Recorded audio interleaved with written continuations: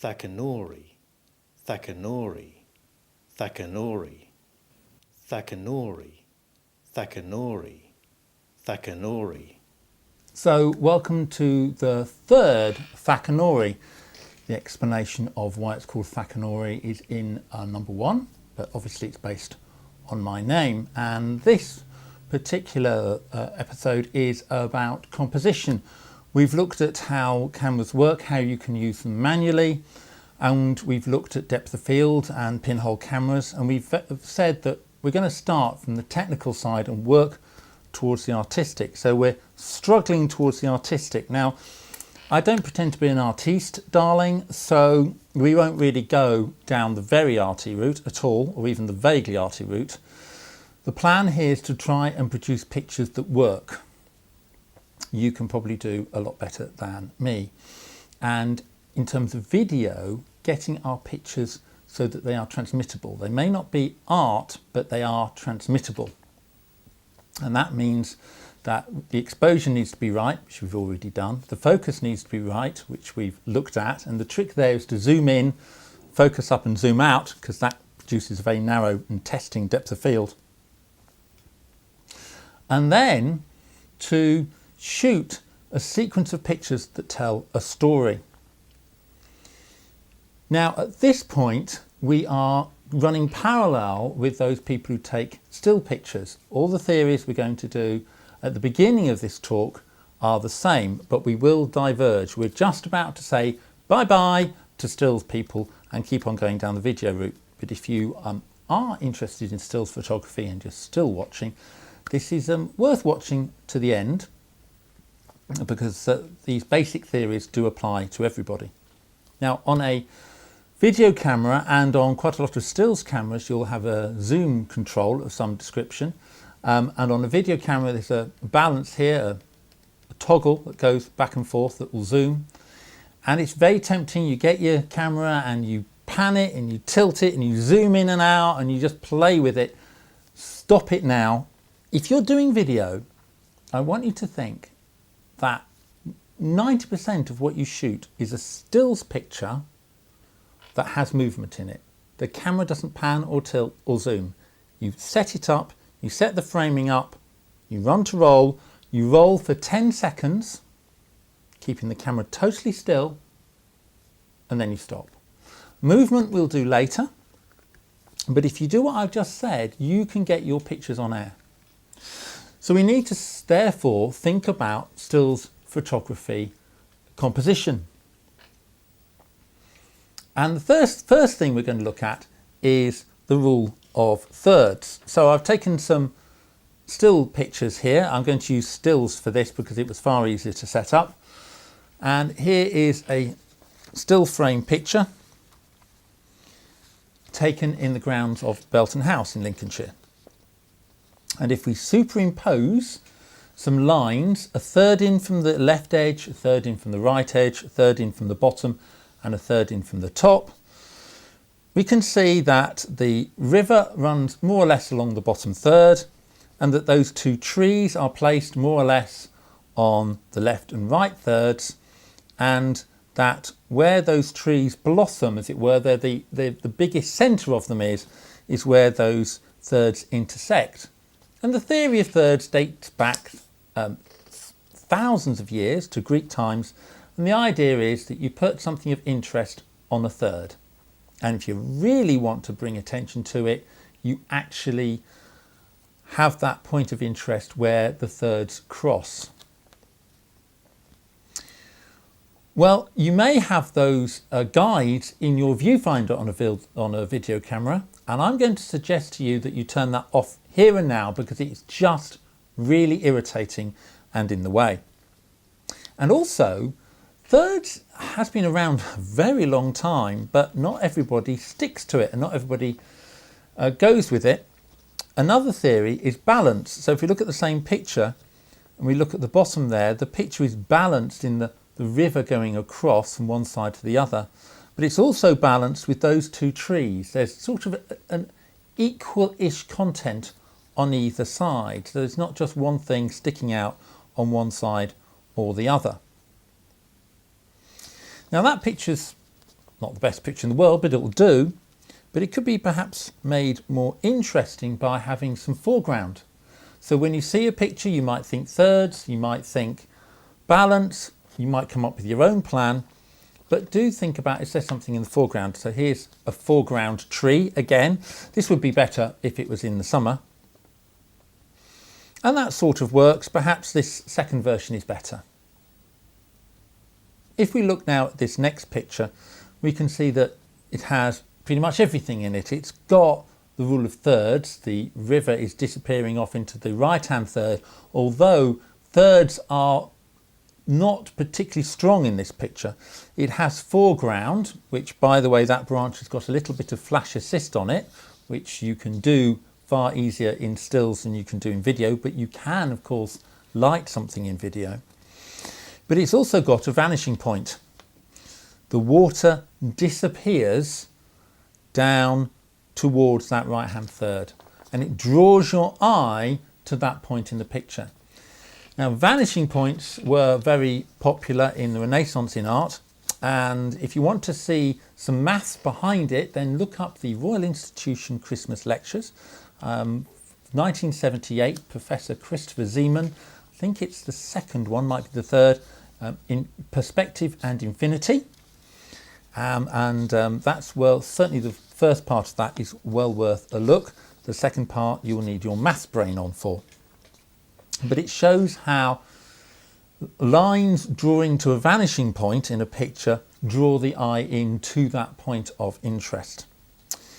And thinking of that, here's another one. Here's a simple picture of Belton House with the path going down to it, which draws your eye to the house. There's a vanishing point. The two lines of the sides of the drive draw your eye to the house. But actually, I want to bring your attention to this picture, because not of this picture on its own, but because the others that go with it, because this picture is one in a series about perspective. As I've got nearer to the house, so I've zoomed out. I've gone from 300mm to 35mm, an order of 10. It was quite a long walk. So we start with a tight picture, so that's 300mm. Now 200mm, this is in still photography thinking. We'll go into 100mm, then went down to 70mm, and then 35mm. And you can see the perspective changes. The house stays exactly the same, or more or less the same size, but everything else around it changes. If you want an illustration of that, watch Jaws, when there's a shriek from the ocean and the guy sits up and the camera is tracked in and zoomed out at the same time, which is effectively what I've done here. Pictures look better, people look better with the camera slightly further away and zoomed in slightly. On a stills camera, the standard lens is 50mm. That's quite tight. You will be, walking away and walking away and walking away to get the picture you want. But there's a reason for that. It does actually look better. Close and wide does, on people particularly, looks pretty horrible. There is a place for close and wide, and that is in reality television, really, where you've just got to be in with the action. You've just got to get it, keep it wide, and you keep close to the action, and you'll catch everything. But it's not very helpful to the figure of the person involved. In dramas, the cameras go further away and then they're zoomed in. So here's the thing, what's the big difference between video and stills? And it's this: in a stills shot, you try and tell one whole story in one picture. In video, you very rarely try to do that. You try and tell a story in a sequence of pictures. But how do you tell that story? How do you go around creating that sequence of pictures? Well, there's a number of ways of doing it. But there's a trick which works for repetitive action. Now, it only works for repetitive action. So what you'll find camera operators doing if they go into a factory is they'll find the person that's doing the same thing all the time. And they'll just shoot them doing that thing, because that person isn't going to move, and then it's easy. If you can't find somebody doing repetitive action, you then have to make them do the same thing again and again and again to get your different angles. And the snag with that is that they then have to act, and the great British public are not natural equity members. So let's go with repetitive action. And in this particular setup, I've gone with I'm playing with my remote control car. So here we are, I'm playing with my remote control car. You can imagine these are video. And what you do is you would start in your thinking with, well, let's have a shot of what's going on, what's controlling what's going on. So let's have a shot of the hands. And then who is it? A shot of the face. And then a bit of context over the shoulder. And then the entire story, the wide shot, and then, well, then the other. So you've got shot of the hands, shot of the face, over the shoulder shot, wide shot, and then the rule goes, you're allowed one more shot. And an American came up with this. Everybody was doing it, actually. It's just that somebody thought it through. And that one more shot is your chance to be artistic. And the great thing about that one other shot is that you do it last, so if you haven't got time, you don't bother. And if it doesn't work, it doesn't matter. Again, you've done it last. If it doesn't work, the other shots tell the story.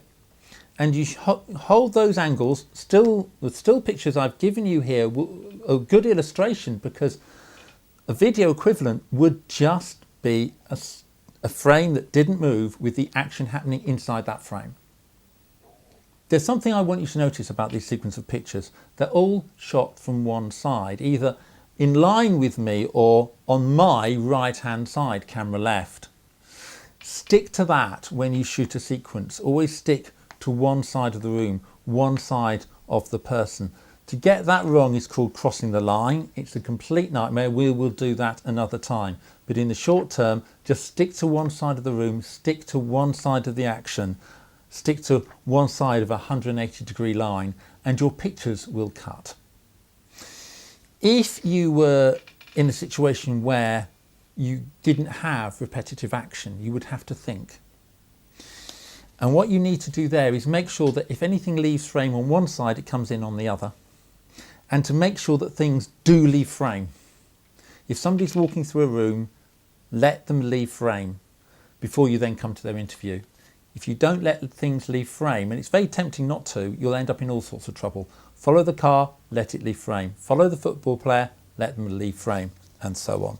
But that's panning and tilting, and we'll come to that another time. I want to draw your attention to this last picture we took. That was shot on the floor with my wallet holding the camera up, just tilting the camera up.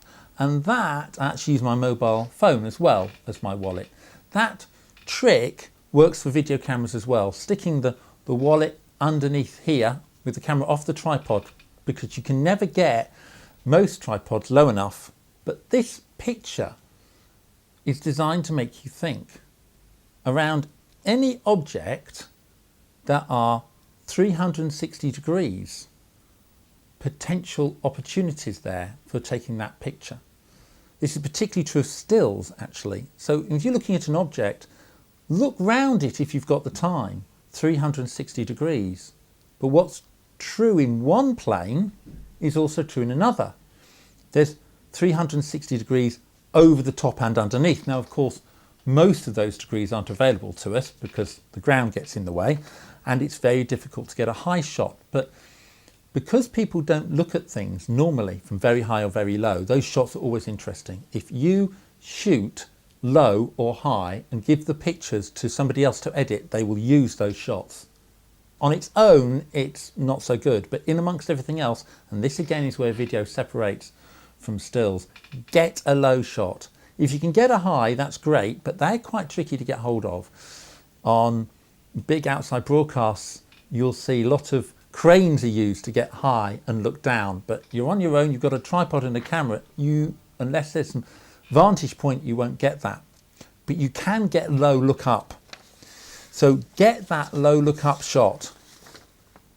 And at this point, we really do start to split away from stills photography, because in video, you're trying to tell a story in a sequence of shots, as we've said, and sometimes the way to get that sequence of shots to work is to insert a shot that is actually looking in the opposite direction. Because this is a problem with video. You have a shot here and a shot there and they don't cut together because they're too similar. So that's why you have those close-ups. So one way out is to have close-up, close-up, close-up, close-up of the hands, close-up of the face. Another way is to literally turn the camera around and say, well, what's in the opposite direction? If there's somebody looking on to the event, well, you might as well have a picture of them. Look out for this in particularly news footage, and you'll see this gratuitous cutaway turn up all the time.